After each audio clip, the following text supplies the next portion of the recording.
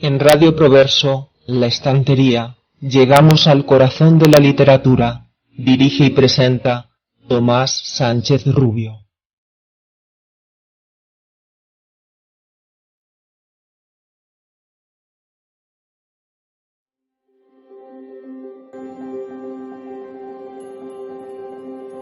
Nadie, sin duda, prestará fe a esta narración, titulada La Esfinge de los Hielos.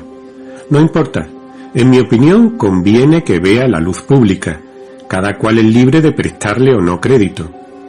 Difícil sería, tratándose del comienzo de estas maravillosas y terribles aventuras, imaginar lugar más apropiado que las Islas de la Desolación, nombre que les fue dado en 1779 por el capitán Cook.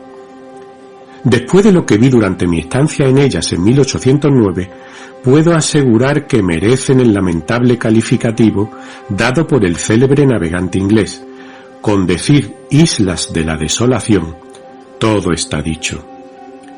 Sé que en la nomenclatura geográfica se las conoce con el nombre de Kerguelen, generalmente adoptado para este grupo, comprendido entre los 49 grados 54 minutos de latitud sur y 69 grados 6 minutos de longitud oeste, nombre que se justifica por el hecho de que en el año 1772 el barón francés Kerguelen fue el primero que señaló estas islas en la parte meridional del Océano Índico.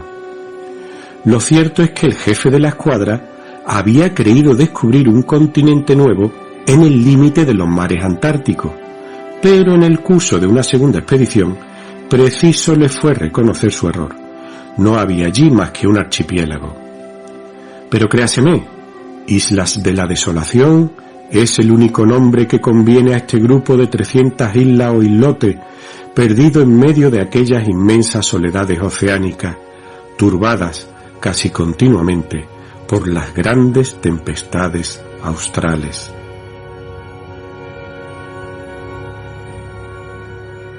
Como ha quedado claro al comienzo del texto que acabamos de leer, se trata del comienzo de la novela de Julio Verne, La Esfinge de los Hielos, concretamente el capítulo primero, titulado Las Islas Kerguelen.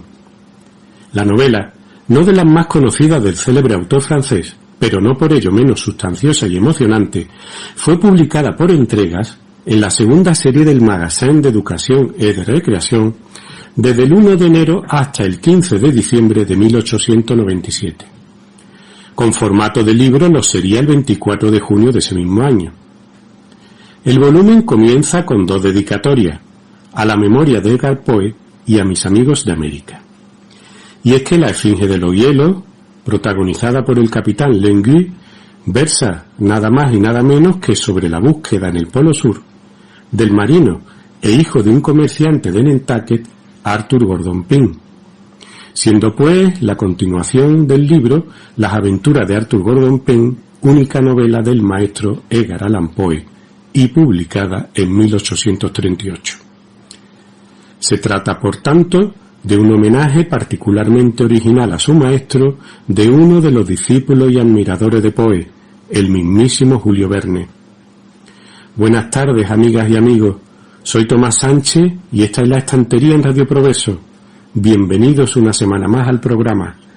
Gracias, muchas gracias por estar ahí. Ciertamente no es casual la referencia a mi admirado Julio Verne. Considero adecuado cualquier momento para hablar de él y de su obra, pero es que además, el día 24 de marzo de este año se cumplen 117 de su fallecimiento en Amiens.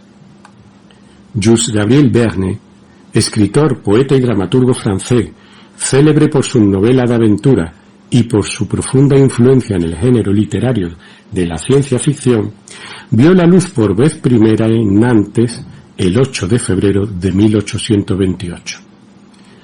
Paciente de diabetes desde hacía varios años, Verne murió en su hogar, sito en el Boulevard Longueville 44, esquina Charles Dubois, en el actual Boulevard Julio Verne de Amiens, un 24 de marzo, como hemos dicho antes, de 1905. Nacido en una familia acomodada, estudió para continuar los pasos de su padre como abogado, pero muy joven y para disgusto probablemente de los suyos, decidió abandonar ese camino para dedicarse a la literatura. Su colaboración con el editor Pierre-Jules Hatzel dio como fruto la creación de Viaje Extraordinario, una popular serie de novelas de aventura escrupulosamente documentadas y visionarias, entre las que se incluían la famosa 5 semanas en globo, Viaje al centro de la Tierra a la Luna, 20.000 leguas de viaje submarino, La vuelta al mundo en 80 días o La isla misteriosa. Desde 1979, Verne es el segundo autor más traducido en el mundo, después de Agatha Christie. Creo no equivocarme si afirmo que todos los que me escuchan han leído alguno de sus libros o al menos visto alguna de tantas versiones cinematográficas que se han hecho de sus obras. Por mi parte, recuerdo con gran cariño aquella adaptación de 20.000 leguas de viaje submarino de 1954, dirigida por Richard Fleischer, celebérrimo posteriormente por Los Vikingos, Tora Tora Tora o El Don ha muerto, y protagonizada por el inolvidable Kirk Douglas y James Mason. Verdaderamente fantástica. Amigos, amigas, la primera invitada en nuestro programa de esta tarde es de esas escritoras que no deja indiferente. Tuve la oportunidad de conocerla en persona en la última edición del Encuentro Poético que organiza cada año nuestro querido amigo Rafael Luna en la ciudad de Cabra.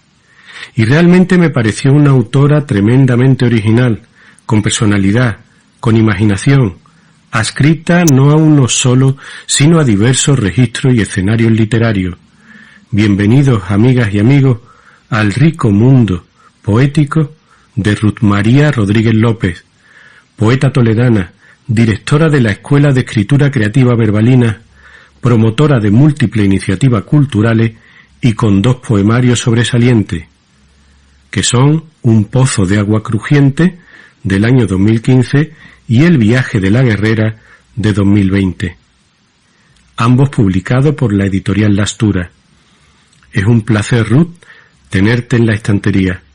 Muchas gracias por acompañarnos en el programa de hoy.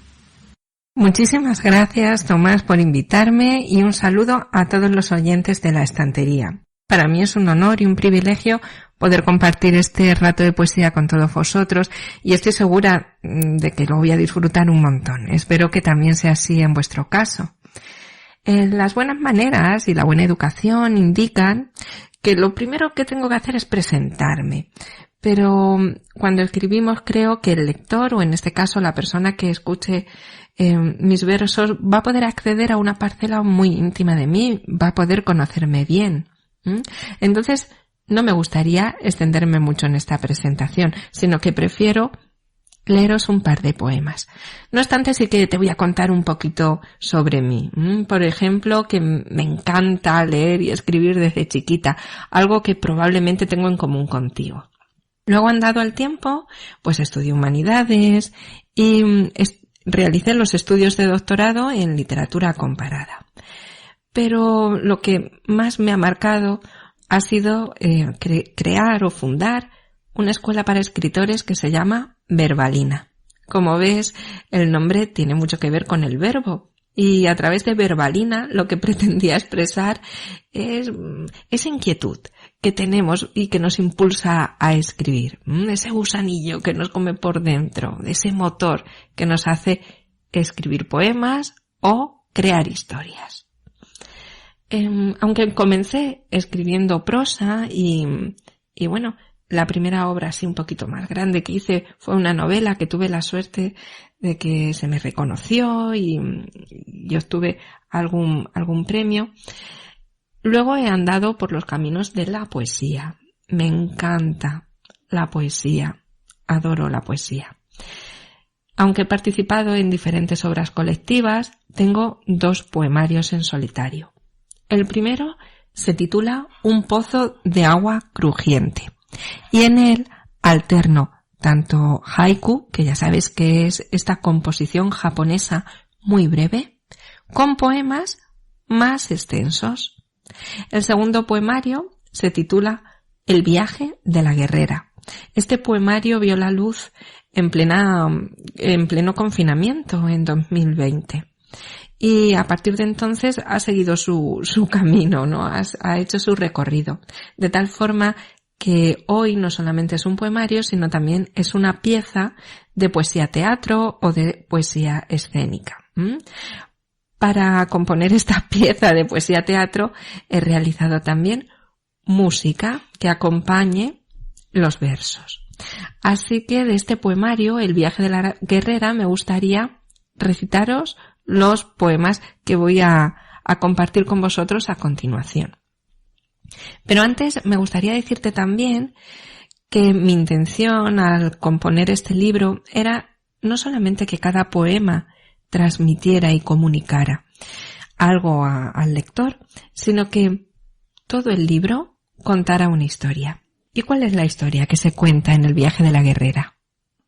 Se asiste al nacimiento de una nueva Eva en el no Edén. Esta nueva Eva tiene como mentoras a la loba, la serpiente y todas las madres y hermanas que nacieron antes que ella.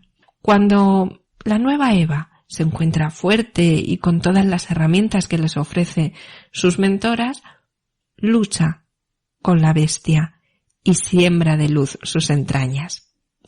El primer poema que me gustaría compartir con vosotros se titula La vieja loba y habla de la mentora de la loba y también del nacimiento de Eva.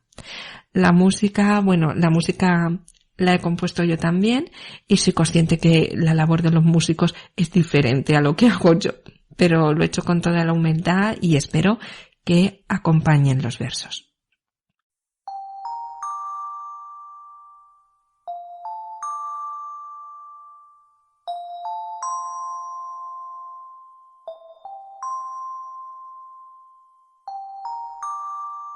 La vieja loba deambula por el páramo desamparado. El viento la recoge en el hueco de su mano y destrenza las agujas argentadas de su lomo. Un ojal de plata taladra el negro firmamento. La loba orienta el hocico hacia el cauce de leche que emana del ojal, como si quisiera sorber la cuna del tiempo, como si quisiera soplar las velas de una nave que busca su lugar en el cosmos.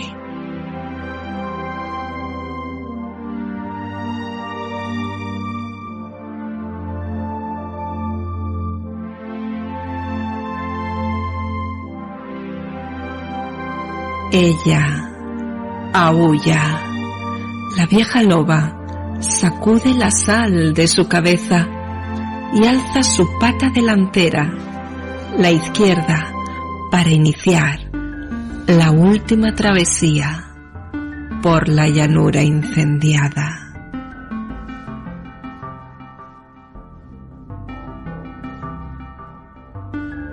No es un viaje impreciso. Las entrañas de la tierra conducen sus pasos. La vieja loba sabe que bajo sus huellas está el canto de las que amamantaron antes que ella a Caínes y Abeles, a Rómulos y Remos. Todas siguen cantando y clamando un basta ya largo y sentido. Todas siguen cantando y riendo, porque su risa cimienta su rebeldía.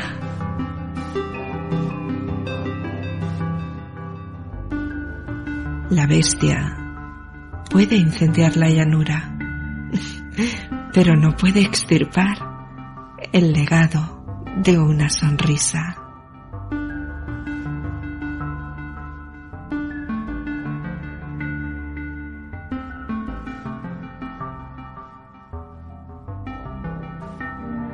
La vieja loba os decía, marcha por la llanura incendiada. Se detiene donde la tierra abre su vientre, bajo el pezón de plata de la luna. Acerca su hocico a esa hendidura matriz. Huele a vida.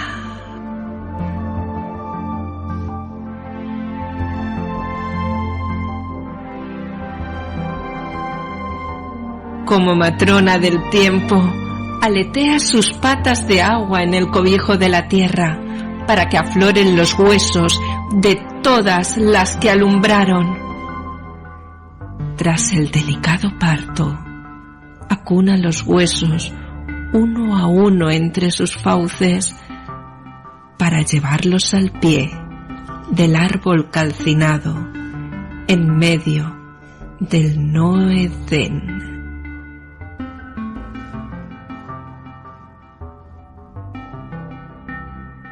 Ella aúlla bajo el árbol del conocimiento, donde la serpiente mudó su piel.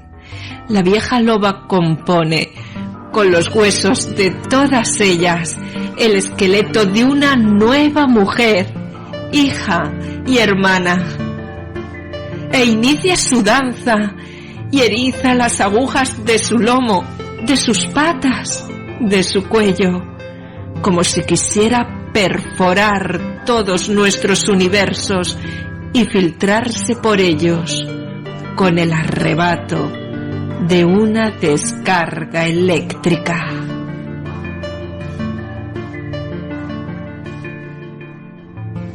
Ella aúlla, danza y aúlla en tiempos impares, irreverentes e imperfectos, con el dolor de saber que la vida no solo hay que crearla, también hay que defenderla. Basta ya de Caínes y Abeles.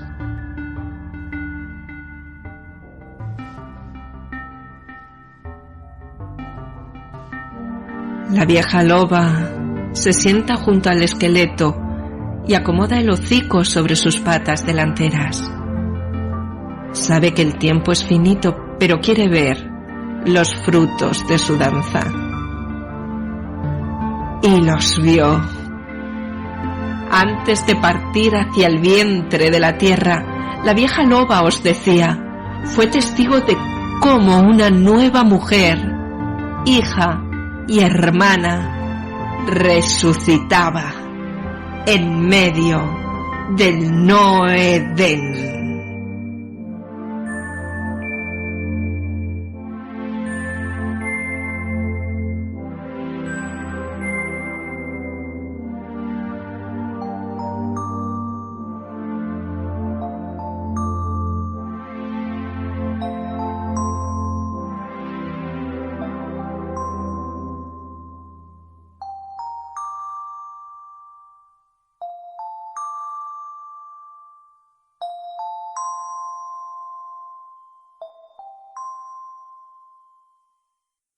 Espero que te haya gustado el poema de la loba. Ahora me gustaría recitarte otro, y es el poema Para que nazca un sol. En este poema se interpreta el momento en el que la guerrera, nuestra Eva, se encara y lucha contra la bestia.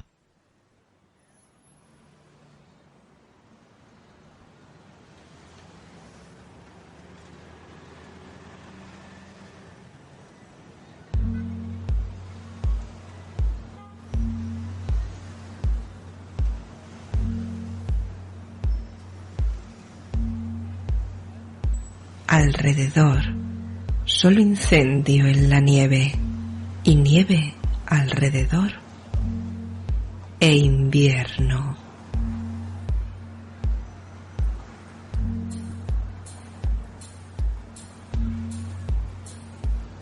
La guerrera ya no pisa la piel de la tierra. Las escamas de asfalto arañan sus pies desnudos. Una lengua de alquitrán se desenrolla frente a ella. A sus lados trepan espadas de acero y vidrio que degollan una nube incapaz de sangrar agua.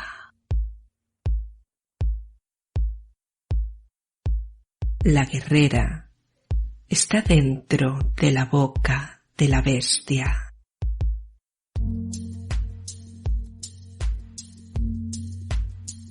Alrededor, solo niebla en las calles y calles alrededor, y humo.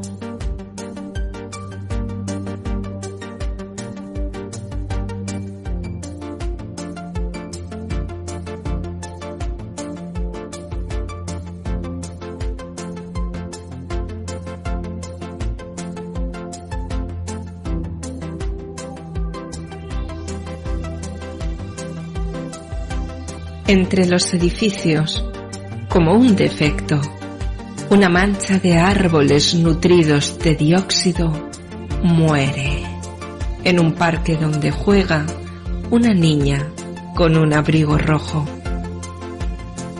La niña toma el cuello de una botella de entre la arena escarchada.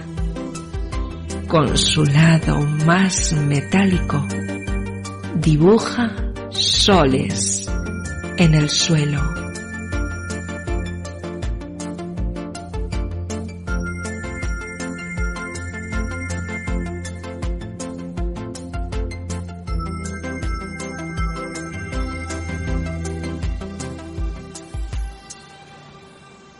Alrededor, solo vejez en los vehículos y vehículos alrededor.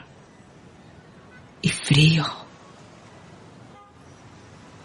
A falta de pan, una anciana sin guantes hace rebanada su tiempo en un banco de madera. La niña recoge un puñado de arena y se dirige hacia ella. Quiere abrir sus manos sobre la cabeza de la anciana y coronarla de sol, porque en su casa también hace frío. Alrededor, solo sombras en los cuerpos y cuerpos alrededor. Y tumbas. Palpita el tambor en el pecho de la guerrera.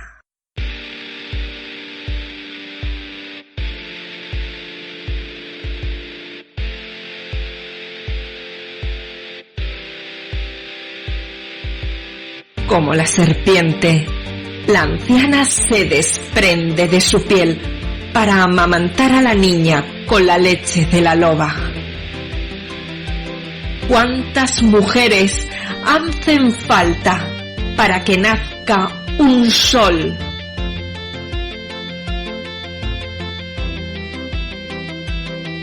Contigo es suficiente. Basta una guerrera para sembrar de luz las entrañas de la bestia. Ella lo vio. Alrededor, la nieve ardía. Y esto es todo lo que quería contarte. Espero que lo hayas disfrutado al menos un poquito. Por mi parte, yo lo he disfrutado un montón. Muchísimas gracias otra vez, Tomás, por darme la oportunidad de poder compartir estos poemas con todos los oyentes de la estantería.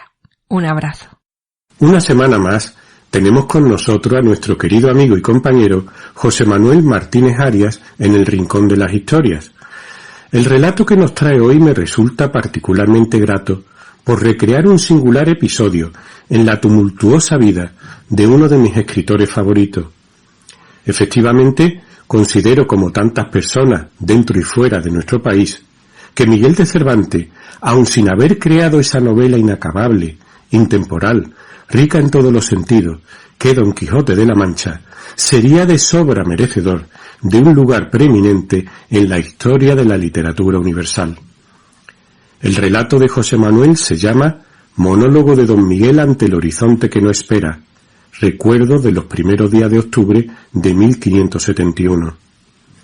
En él, Cervantes reflexiona sobre su día de soldado al servicio de su patria, sobre la gloria y la miseria de sus batallas.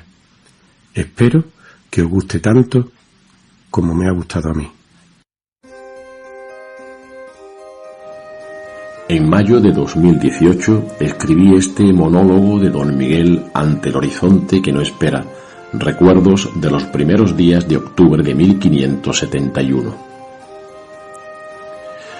Años después de aquella soberbia tarde, cuando ya todo me parece carecer de importancia, porque mis viejas falsas ilusiones han ido adormeciéndose paulatinamente con el transcurrir de los años, y porque mis éxitos, más altos de lo que jamás soñara, han cubierto con creces mis juveniles expectativas, hube de reconocer, ante el altar de esta cubierta y de mi propia conciencia, que tal vez hubiese sido un error enrolarme en aquel ejército de zafios malandrines, fugitivos desvergonzados y malhadados rufianes de largos dedos y cortas vergüenzas, y que por más que siempre me hubiera afirmado en que no mereciera mejor trato que mis compañeros del tercio de don Miguel de Moncada en que me encontraba por aquellas fechas, porque era tan malandrín, tan desvergonzado y tan rufián como ellos, en el fondo de mi alma siempre había deseado ser contemplado como un espíritu refinado condenado por error a vivir en un cuerpo débil, en un tiempo sucio, en una edad detestable y en un imperio tanto más grande como despreocupado por sus almas más nobles, puras y bellas.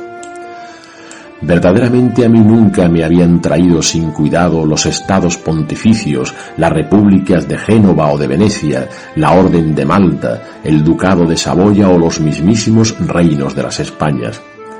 Tampoco me habían cubierto de indiferencias las invasiones otomanas, el turco o el moro, por los que años después escribí, tanto para regocijo de mis amables lectores como para la anuencia de don Juan de la Cuesta y de don Pedro Fernández de Castro, aquello de la más memorable y alta ocasión que vieron los pasados siglos ni esperan ver los venideros.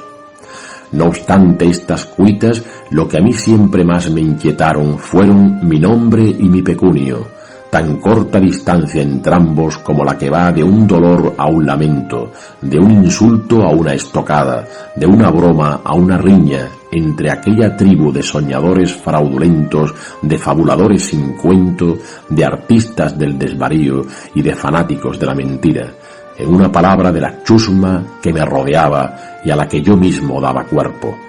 Y eso que aún no conocía de mi posible afán contra natura, apenas atisbado en mis años juveniles, desinhibido y despreocupado, aunque jamás anunciado en mis posteriores años de cautiverio en celda mora y finalmente silenciado durante mi cojo casorio.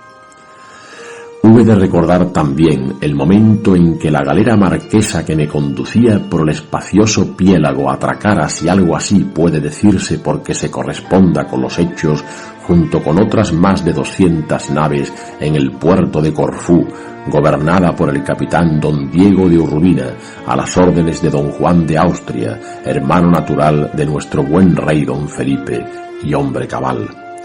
No se veían las aguas del salado mar por la cantidad de navíos prestos a la batalla que se habían dispuesto en el puerto y en sus inútiles e invisibles embarcaderos.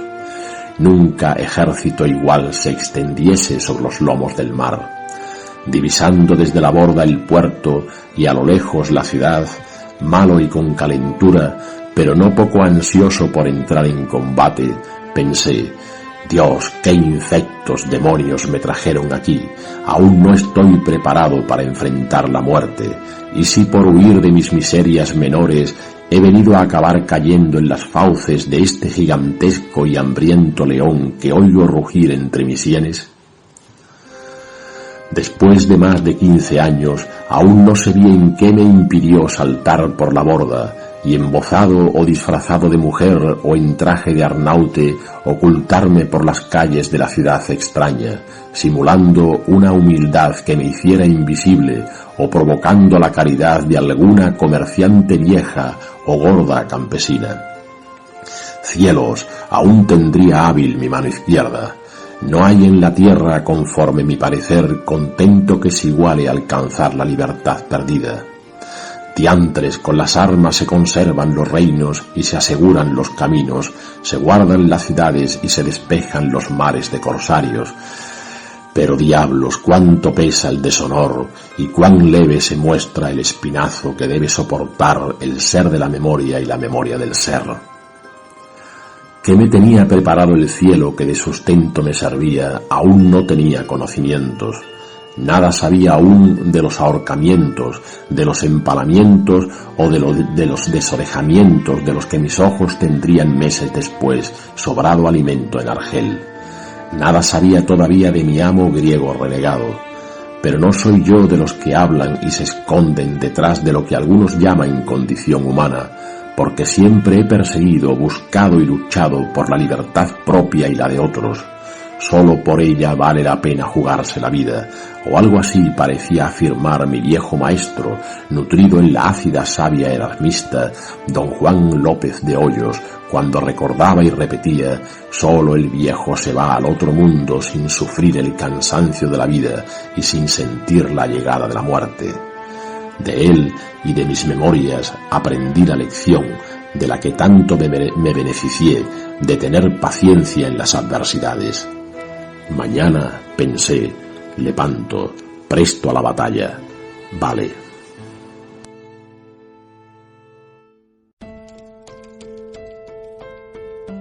Hoy, en la sección de la raíz de la estantería, trataremos del origen, la etimología, de una serie de conceptos que consideramos abstractos por cuanto no se perciben en sí mismos, sino más bien son los efectos que producen en nosotros los que solemos tener bastante claros. Empezaremos con la palabra soberbia y derivado. La palabra soberbio, con una sonorización de la P intervocálica, proviene del latín superbus, el que está por encima, el altanero. Superbus es un derivado de super, adverbio, preposición y prefijo, que significa por encima. Esta superbia del latín es aquella hibris de la mitología griega, aquella desmesura o arrogancia de quienes creen sentirse superiores incluso a los mismos dioses, y que esto le harán pagar caro en muchas ocasiones. Lo contrario a la soberbia, la humildad, proviene asimismo del latín. Deriva la palabra humilitas de humus, que significa tierra, a la que se ha unido el sufijo itas, que indica una cualidad del ser. La humilitas, por tanto, es estar al nivel del suelo, de ahí que humillarse en nuestro idioma tenga primitivamente el significado de ponerse de rodillas como símbolo de veneración y sumisión. El desprecio es la falta de estima y afecto. Proviene del prefijo des, que indica una negación, sobre la palabra pretium del latín, que significa, como todos sabemos, precio, recompensa. En cuanto al término generosidad, diremos que el generosus en latín, significa abundante en nobleza. Sus componentes léxicos son genus generis, que significa eso, estirpe, linaje, nacimiento, más el sufijo oso, que indica abundancia y que lo encontramos en acuoso, dadivoso, etc. La gratitud proviene del latín gratitudo, gratitudinis, con el sufijo tudo, propio de cualidades. Gratitud es la cualidad del que es gratus, es decir, agradable, bien recibido, agradecido. En la Biblia, la gratitud es el sentimiento de valoración y estima de un bien recibido, espiritual o material, el cual se expresa en el deseo voluntario de correspondencia a través de las palabras o de un gesto. Deja claro la Biblia que la gratitud es un sentimiento y no una obligación. La palabra estética proviene del griego aesthetike, forma femenina del adjetivo aesthetikos. En latín, estética significa dotado de percepción o sensibilidad, lo perceptivo, lo sensitivo. Así pues, lo estético no sería ni más ni menos que lo que afecta, lo que llega a nuestros sentidos. Y terminaremos esta tarde con la palabra azar, formalmente una palabra muy hermosa como todas las que tienen un origen árabe. Etimológicamente proviene del árabe hispánico azahar y hacía alusión a una flor, la misma que se pintaba en una taba. Ya sabéis, las tabas son esos huesos astrágalos de oveja o cabra que se utilizaban antiguamente para jugar de forma parecida a los dados. Si en la tirada salía el lado donde estaba dibujada la flor, se ganaba o se perdía dependiendo de la apuesta realizada.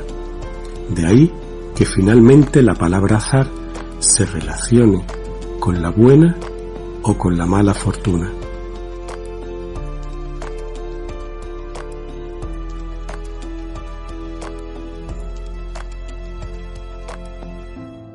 El siguiente invitado esta tarde en la estantería compagina su labor como profesional de la medicina con una muy temprana, profunda y notable vocación literaria, tanto en el campo de la poesía como en el de la narrativa.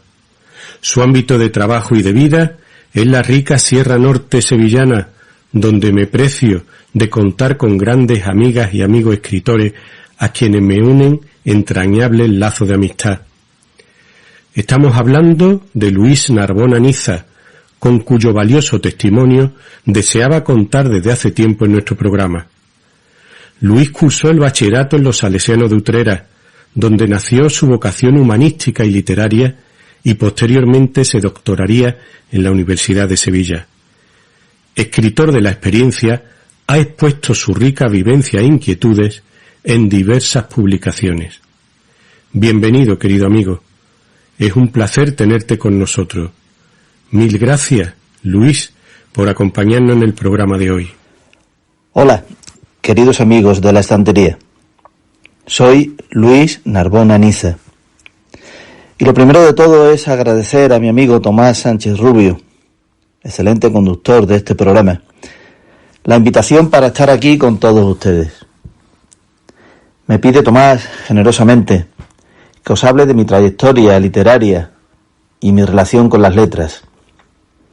Y aunque no me considero con merecimiento suficiente para ello, os voy a dejar unos esbozos de ese camino, que no es otra cosa que hablaros de mi propia vida. Porque desde que tengo uso de razón y recuerdo, siempre mantuve una muy buena relación con mis queridas letras.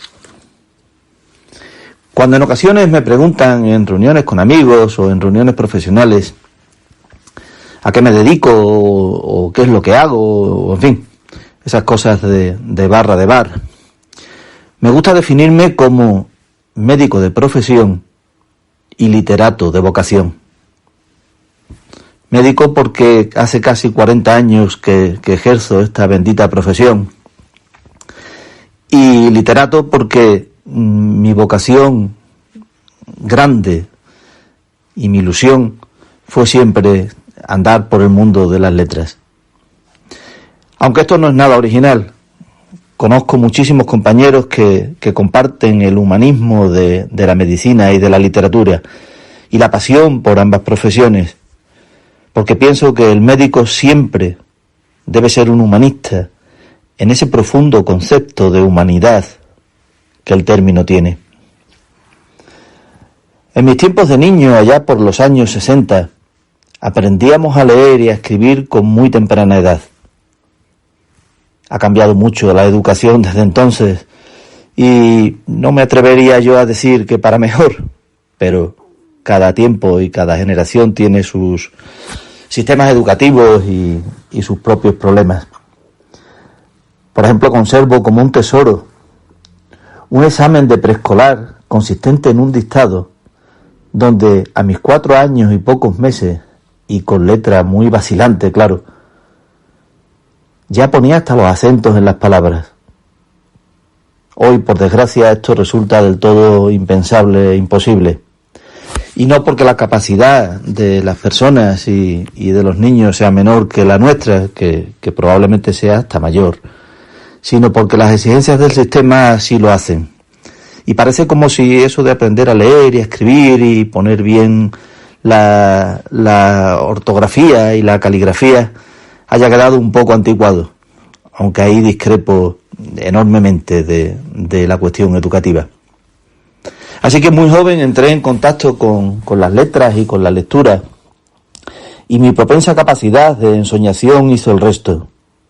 Primeros libros de cuentos, de aventuras, mi primer premio literario en un concurso muy famoso en aquella fecha que organizaba una marca de bebidas refrescantes y que todos los que tenemos una edad pasamos por ahí. Recuerdo que en aquel concurso gané una cámara Kodak Instamatic, una cámara de fotografía que aún conservo y que anda por casa en alguna estantería. Se trataba de hacer una redacción de los pueblos, de tu pueblo. Y ahí tocaron mi fibra sensible, porque mi pueblo me ha marcado enormemente en mi vida y sigue siendo el eje y el camino por el que transito. Desde allí, muy joven, con 9 años, partí a un internado y tuve la suerte, la enorme suerte, de que encontré los medios necesarios para desarrollarme tanto intelectual como personalmente. Allí había una buena biblioteca, buenos maestros y uno en especial que era mi profesor de lengua y literatura y que marcó para siempre mi trayectoria. Nunca agradeceré lo que merece a mi querido amigo José Miguel, por tanto como me ha dado a través de los años. No he dejado de leer desde entonces y tampoco de escribir, aunque no todo lo que hubiera querido, porque el devenir de las cosas y de la vida te lleva por caminos que a veces no son los que tú hubieras elegido, pero no hay más remedio que transitarlos. Así allí descubrí a mis primeros poetas, mis primeros libros, mis primeras sensaciones, y conocí pues autores como Bécquer, como Cervantes, como Calderón, como Lope, como Góngora, como Espronceda, como Jorge Manrique. Todos ellos marcaron poco a poco el devenir de mi pasión literaria y de mi forma de escribir. Y así recuerdo cosas como: del espejo de vuelta la mirada, dibujando una faz que ya no es. Ser, pupila fija en la pupila. ¿Quién eres tú que así me mira? Mis ojos te buscan, mas no te ven. Esos eran primeros poemas que uno escribía y que guardaba como un tesoro entre los libros o entre los cuadernos. Algunos otros como: me preguntas por qué estoy siempre en las nubes viviendo, siempre pensando imposible, siempre soñando despierto, y no te sé contestar. Para mí la vida es sueño. Tú en la tierra, yo en las nubes, siempre igual, ya no hay remedio. Tú en la tierra, yo en las nubes, y el cielo azul de por medio. Siempre tuve un trasfondo melancólico y sentimental en mi escritura, y muchas de esas primeras letras, de esos primeros poemas, pues como me imagino que todos, versos ripiosos, mal redactados, en fin, no muy orgulloso de ellos, aunque pensándolo bien no dejan de ser tus primeros hijos literarios, y siempre hay que hacerles un huequecito, aunque no en publicaciones, pero en el corazón. Años más tarde, mi formación médica y posteriormente mi trabajo, pues marcaron el devenir de la escritura y de la lectura.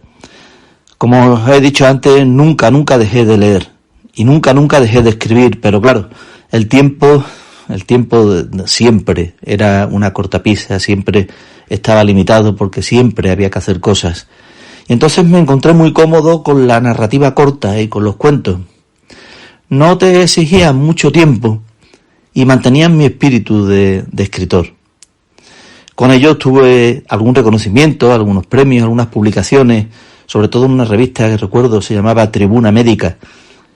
Allí cada año participaba y conseguí que publicaran bastante de mis cuentos y mi narrativa corta.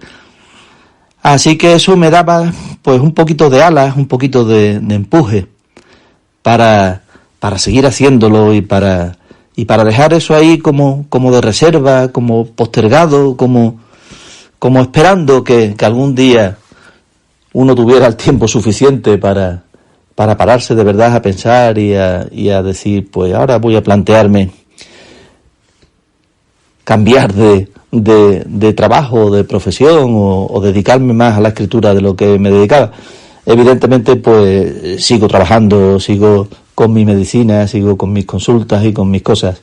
Y sigo escribiendo, eso es cierto, sigo escribiendo hasta que conseguí publicar en el 2013 mi primer poemario, que se llamaba Cuando ya no fluyen las palabras, del que, bueno, no puedo renegar. Es mi primer hijo y quedé contento con él.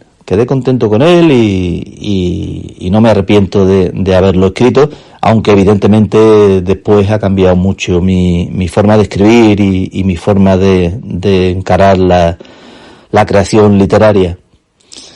Aquí en mi pueblo, Alanís, un pueblecito pequeño de la Sierra Norte de Sevilla, también tuve la fortuna de que hubo una pequeña explosión cultural y literaria, y se formó una asociación literaria que se llamaba Alas de Alanís, que posteriormente pasó a denominarse Alas de Sierra Morena. Fue entonces cuando me di cuenta de que tenía que soltarme más, de que tenía que sacar fuera parte de eso que tenía dentro.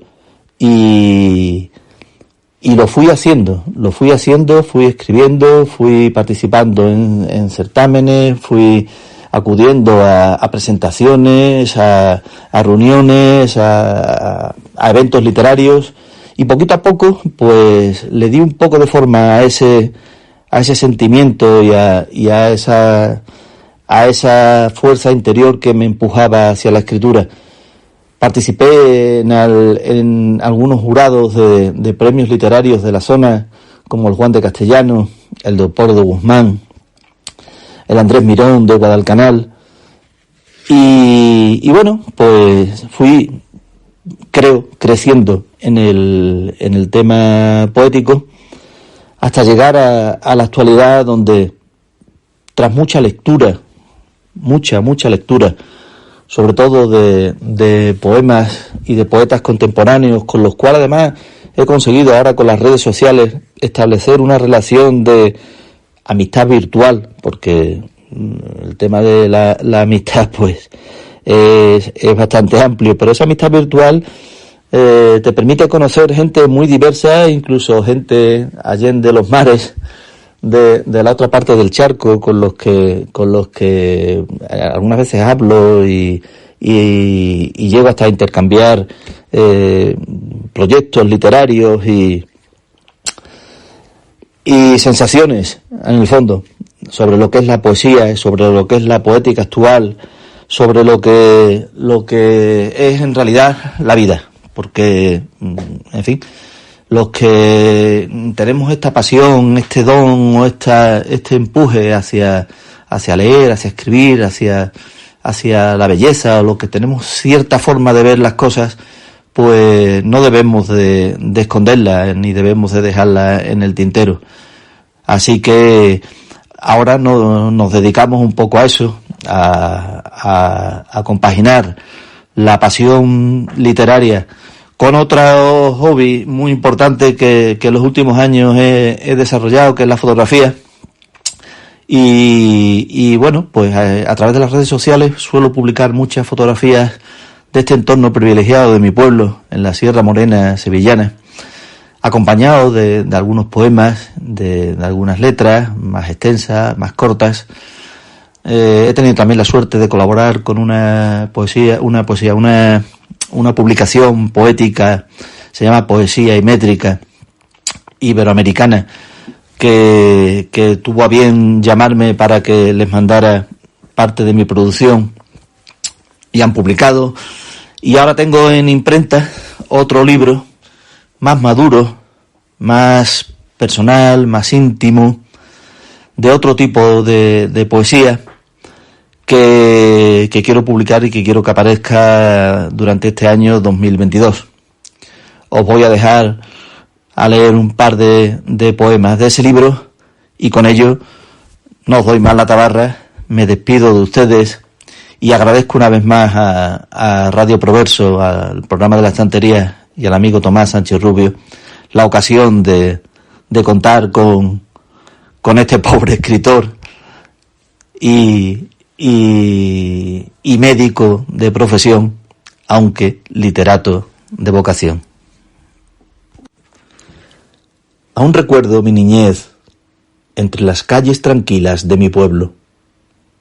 Recuerdo sus casas blancas y las montañas doradas de mis sueños. Recuerdo las largas horas y las monótonas tardes del invierno. Y entre recuerdo y recuerdo, muchas veces me pregunto, ¿por qué dejaría yo de ser pequeño? Cuando la muerte muera. Llegará el día, cuando la muerte muera, cuando no haya nada que matar, que la pobre parca rememore sus andanzas. ¿Acaso se pregunte para qué vino? ¿Quién la creó? ¿El porqué de su existencia? Tal vez no encuentre la respuesta. El cristal del espejo se habrá roto en 1000 pedazos, y se ven en sus ojos con algo parecido a una lágrima furtiva que le oculte para siempre el horizonte.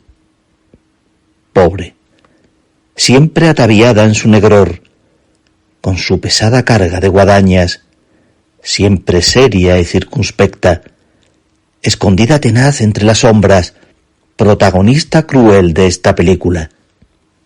¿Qué pensará al saberse inútil, inservible, desechada como sus víctimas, polvo inaccesible como ellas?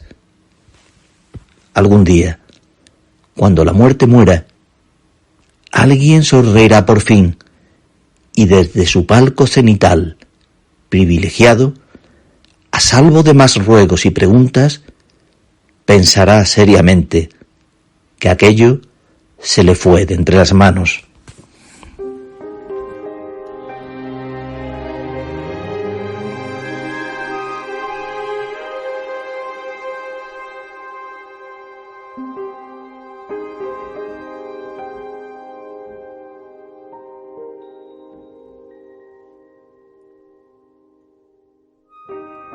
Pero transcurrido esos 200 años de paz, parecía anunciarse un quinto periodo. Desde hacía algún tiempo circulaban rumores inquietantes, venidos de quién sabe dónde. Habían aparecido pensadores para despertar en las almas recuerdos ancestrales que se creían perdidos para siempre. El antiguo sentimiento racial renacía bajo un aspecto diferente, caracterizado por palabras nuevas. Se hablaba comúnmente de atavismo, de afinidades, de nacionalidades, etc. Todo vocablo de reciente creación, que por responder a una necesidad habían adquirido al instante derecho de ciudadanía. Siguiendo los factores comunes de origen, de aspecto físico, de tendencias morales o simplemente de región o clima, aparecieron grupos que fueron creciendo poco a poco y ya empezaban a agitarse. ¿En qué terminaría esa evolución naciente? ¿Se disgregaría el imperio apenas formado? ¿Mahar y Teneshu se vería dividido como antes en una gran cantidad de naciones dispares o al menos para mantener su unidad habría que recurrir nuevamente a las horribles hecatombes que durante tantos milenios habían convertido la Tierra en un osario.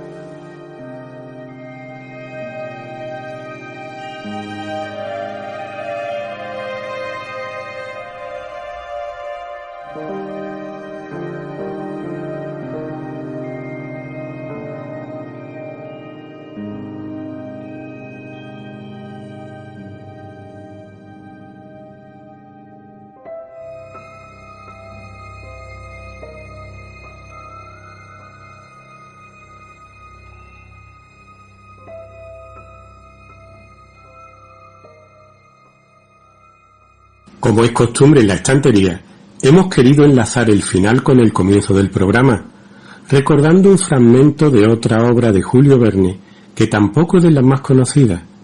Se trata del Eterno Adán, novela corta escrita por Verne poco antes de morir y publicada en 1910 en una antología de relatos breves.